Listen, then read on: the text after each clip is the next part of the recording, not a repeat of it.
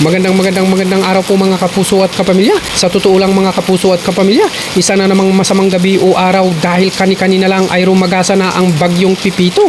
At dito nga sa Barangay Mijares, Dipakulaw, Aurora ay nakakaranas ng malakas na hangin, ulan at malakas na alon sa karagatan.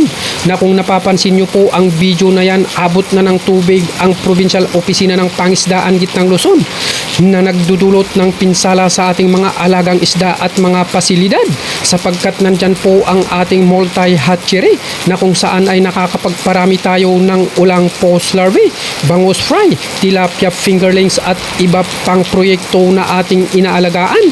Paalala sa aming mga kasamahan dyan na pinamumunuan ni Sir Rex Sabaloka. Doble ingat po mga kapuso at kapamilya, lalong-lalo sa panahon ngayon. Habang maaga pa may pag-asa pa, lumikas na. Ay naku po, excuse me po.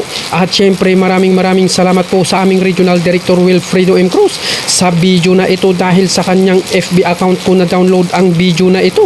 Ingat-ingat din po kayo boss.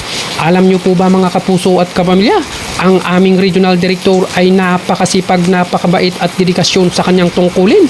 May bagyo man o wala, tuloy-tuloy pa rin ang kanyang tungkulin at monitoring. Saan ka pa, di ba? Kaya sana kahit ganito ang panahon, huwag kalimutan tanging ang Diyos pa rin ang ating sandigan.